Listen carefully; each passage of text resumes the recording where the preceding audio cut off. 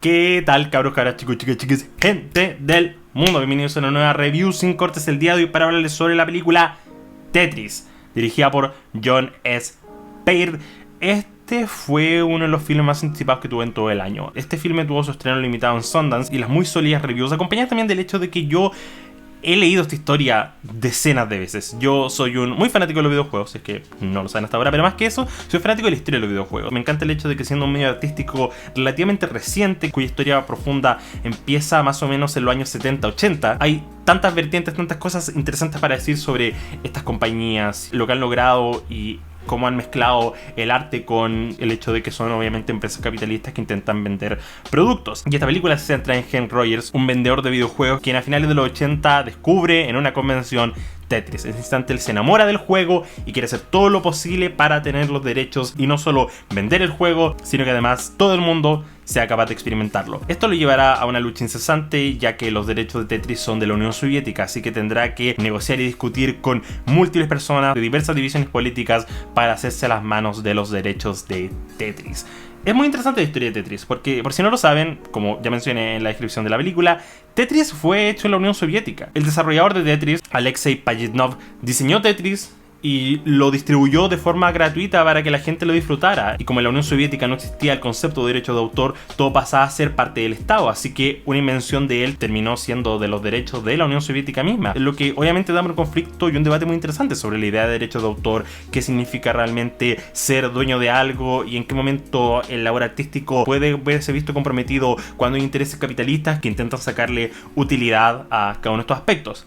Lamentablemente siento que la película Tetris no aborda esto de la forma más fascinante. El filme no es terrible, a mi parecer, de ninguna forma. De hecho, en aspectos muy superficiales es una película muy entretenida. Este filme tiene una energía tan alta que es imposible pestañear con cada una de sus secuencias. Tiene varios elementos de acción, drama y comedia que equilibra bastante bien con el guión, especialmente dado el hecho de que Taron Egerton en el papel de Hank Rogers es una fuerza titánica, es el pilar que mueve esta película. Está sobre la espalda de Taron Egerton, quien por supuesto creo que es un excelente actor en general, pero acá brilla por su eterno carisma. Él no solo tiene una alta energía en la comedia, sino que vende esta secuencia de acción, vende el hecho de que realmente hay mucho en juego por la idea de que él tenga que hacerse a las manos de Tetris. El núcleo del problema de esta película es que Tetris es una invención artística. Y todo el debate sobre qué significan los derechos de autor pareciera caer en manos de nada, porque finalmente, ¿qué importa pensar? Ok, ¿debería o no el Estado tener los derechos de autor de este juego que obviamente fue hecho por un ser humano, una persona individualmente? ¿Qué significa esto en términos del contraste de la ideología capitalista y la ideología comunista sobre la idea de compartir o hacerse algo sobre el hecho del bien común versus el bien personal? Hay obviamente un debate muy interesante que está precisamente detrás de la historia de Tetris. Lamentablemente, cuando la película se trata sobre la idea de que no se trata tanto sobre si o no el creador original debería o no tener los derechos, sino más bien, este otro tipo que es un capitalista gringo que vive en Japón, él debería tener los derechos para vendérselos a Nintendo. Creo que el debate se vuelve obviamente mucho más flácido. Y no quiero ser injusto con la película porque siento que de alguna forma proyecto lo que yo quiero de ella versus lo que realmente es. Pero siento que simplemente, y esto lo hablé en mi reseña de Air, pero cuando el filme se trata sobre la idea de una empresa intentando hacerse de mucho dinero, me cuesta un poco simpatizar, me cuesta sentir que hay una urgencia tan fuerte que te haga pensar que realmente el filme tiene tanto en juego como lo que realmente tiene. Porque al final lo que tienen en cuenta es dinero. Claro, hay un elemento dramático que creo que es bastante interesante, todo lo relacionado al hecho de que la Unión Soviética persigue a estos distintos personajes, el hecho de que Hank Rogers, estando en Rusia, es perseguido por ser un agente de los Estados Unidos, o el hecho de que el mismo Alexei ve en peligro su vida y la vida de su familia por verse involucrado en la creación de este juego, y el hecho de que hay un debate sobre lo artístico versus lo moral. Pero simplemente creo que cuando te enfocas tanto en el lado de los negocios y pierdes el lado artístico, pierdes lo interesante de cualquier historia. Cuando la historia se trata sobre vender más que sobre la integridad artística, porque al final no siento que se trate sobre, ok, ¿cuál de todos estos personajes le va a hacer más justicia a la idea o el concepto de Tetris? Porque de alguna forma hay varios elementos acá que están discutiendo unos con otros.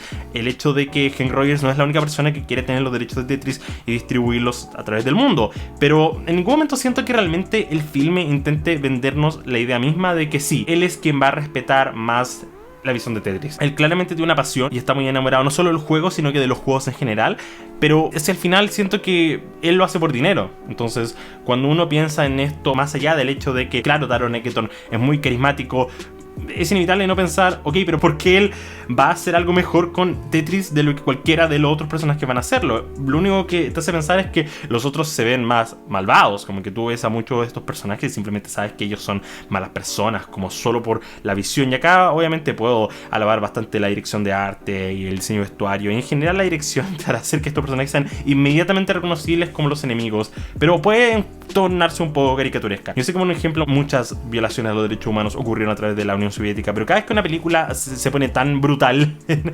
ilustrarlos, en el sentido de que hay momentos en que pareciera que apenas ingresan en la Unión Soviética es como que toda la felicidad desaparece de la faz de la tierra y como que cada persona ahí es el ser humano más miserable de la existencia. Ok, no dudo de que haya podido ser así, pero cuando hablamos de una producción estadounidense simplemente parece caricaturesco, parece que van como un extremo tan poco tangible de que este sea un país real, parece más un mundo distópico de ciencia ficción. Un poco en anexo a todas estas cosas que están pasando, sí creo que el filme toma decisiones artísticas sobre su presentación. Pienso por ejemplo en mezclar en general ritmos de juegos, de beats, con otros elementos que están ocurriendo durante la película. Hay por ejemplo ciertas secuencias en que canciones se tornan canciones de 8 bits para darle un dinamismo distinto al filme, pero siento que no va tan lejos. La película podría hacer mucho más con este material y al final de cuentas no creo que sea ni siquiera terrible. Creo que es un filme sólido, decente, pero muy mediocre, con un potencial desperdiciado a montones y realmente una historia que a mi parecer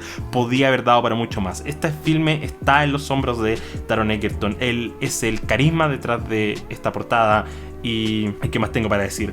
Tetris es un ligero 5 de 10, mucho más cercano a un 4 que a un sólido 5.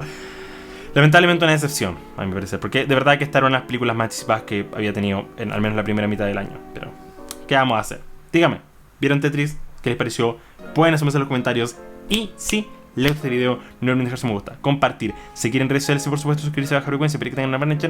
Directa semana.